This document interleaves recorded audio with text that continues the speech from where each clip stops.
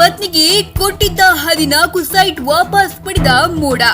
ಮುಖ್ಯಮಂತ್ರಿ ಸಿದ್ದರಾಮಯ್ಯ ವಿರುದ್ಧ ಮೈಸೂರು ನಗರ ಅಭಿವೃದ್ಧಿ ಪ್ರಾಧಿಕಾರದ ಮೂಡ 14 ನಿವೇಶನಗಳನ್ನು ಪಡೆದಿದ್ದಾರೆಂಬ ಆರೋಪದಲ್ಲಿ ತನಿಖೆಗೆ ಜಾರಿ ನಿರ್ದೇಶನಾಲಯ ಎಂಟ್ರಿ ಕೊಟ್ಟ ಬೆನ್ನಲ್ಲಿಯೇ ಪಾರ್ವತಿ ಸಿದ್ದರಾಮಯ್ಯ ಅವರು ನಿವೇಶನಗಳನ್ನು ಮೂಡಾಗೆ ವಾಪಸ್ ಕೊಡುವುದಾಗಿ ಪತ್ರ ಬರೆದಿದ್ದಾರೆ. A15 ಆರೋಪಿ ಕಾರ್ತಿಕ್ಗೆ ಜಾಮೀನು ಸಿಕ್ಕರೂ ಹೊರಬರುವಂತಿಲ್ಲ. ದರ್ಶನ್ನಿಂದ ಎದುರಾದ ಸಂಕಷ್ಟ ಒಂದೆರಡಲ್ಲ ಎಂದು ಬೇಸರ. ಬಳ್ಳಾರಿ ಜೈಲು ಸೆಲೆಬ್ರಿಟಿ ಆಗಿರೋ ನಟ ದರ್ಶನ್ ಜಾಮೀನು ಅರ್ಜಿ ವಿಚಾರಣೆ ನಡೆದಿದೆ.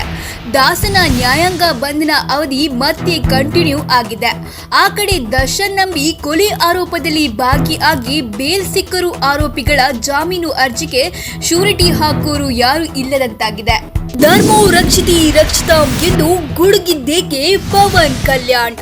ಆಂಧ್ರಪ್ರದೇಶದ ತಿರುಪತಿ ತಿರುಮಲ ದೇವಸ್ಥಾನದ ಲಡ್ಡು ವಿವಾದ ತಣ್ಣಗಾಗಿದೆ ಎನಿಸಿದರೂ ವಿವಾದ ಬೇರೆ ಬೇರೆ ಸ್ವರೂಪಗಳನ್ನು ಪಡೆದುಕೊಳ್ಳುವಂತಿದೆ.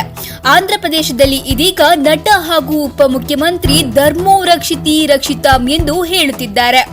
ಧರ್ಮೋ ರಕ್ಷಿತಿ ರಕ್ಷಿತಾಂ ಎಂದರೆ ನಾವು ಧರ್ಮವನ್ನ ರಕ್ಷಿಸಿದರೆ ಧರ್ಮ ನಮ್ಮನ್ನ ರಕ್ಷಿಸುತ್ತದೆ. ಈ ನಿಟ್ಟಿನಲ್ಲಿ ಜನಸೇವೆ ಪಕ್ಷವು ಬೃಹತ್ ಅಭಿಯಾನ ನಡೆಸುತ್ತಿದೆ. ತಿಂಗಳ ಮೊದಲ ದಿನವೇ ಜನರ ಜೇಬಿಗೆ ಕತ್ತರೆ. LPG ಸಿಲಿಂಡರ್ ಬೆಲೆಯಲ್ಲಿ ಏರಿಕೆ. ತಿಂಗಳ ಮೊದಲ ದಿನವೇ ಜನರಿಗೆ ಬೆಲೆ ಏರಿಕೆಯ ಬಿಸಿ ಇದ್ದಾಗಿದೆ. LPG ಸಿಲಿಂಡರ್ ಬೆಲೆಯಲ್ಲಿ ಏರಿಕೆಯಾಗಿದ್ದು ಇಂದಿನಿಂದಲೇ ಹೊಸ ದರಗಳು ಅನ್ವಯವಾಗಲಿದೆ. ಮಂಗಳವಾರ ಬೆಳಿಗ್ಗೆ LPG ಸಿಲಿಂಡರ್ ಬೆಲೆ ಹೆಚ್ಚಳ ಮಾಡಲಾಗಿದೆ. 1ನೇ ಅಕ್ಟೋಬರ್ 2024ರಿಂದಲೇ ಇಂಧನ ಕಂಪನಿಗಳು ಬೆಲೆಯನ್ನ ಹೆಚ್ಚಳ ಮಾಡಿಕೊಂಡಿವೆ. ಮೈಸೂರು ದಸರಾ ವಸ್ತು ಪ್ರದರ್ಶನಕ್ಕೆ ತೆರಳುವವರಿಗೆ ಬಿಗ್ ಶಾಕ್. ಪ್ರವೇಶ ಶುಲ್ಕ ಹೆಚ್ಚಳ.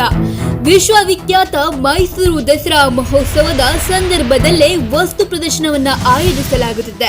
ಈ ವಸ್ತು ಪ್ರದರ್ಶನದಲ್ಲಿ ಭಾಗಿಯಾಗುವಂತಹ ಪ್ರವಾಸಿಗರಿಗೆ ಬಿಗ್ ಶಾಕ್ ಎನ್ನುವಂತೆ ಪ್ರವೇಶ ಶುಲ್ಕವನ್ನ ಹೆಚ್ಚಳ ಮಾಡಲಾಗಿದೆ. ಈ ಬಗ್ಗೆ ವಸ್ತು ಪ್ರದರ್ಶನ ಪ್ರಾಧಿಕಾರದ ಅಧ್ಯಕ್ಷ ಆಯುಬ್ ಖಾನ್ ಸುದ್ದಿಗೋಷ್ಠಿ ಮಾತನಾಡಿ, ಅಕ್ಟೋಬರ್ 3ರಂದು ದಸರಾ ಮತ್ತು ವಸ್ತು ಪ್ರದರ್ಶನ ರಾತ್ರಿ 8 ಗಂಟೆಗೆ ಉದ್ಘಾಟನೆ ಆಗುತ್ತದೆ ಎಂದು ಹೇಳಿದರು.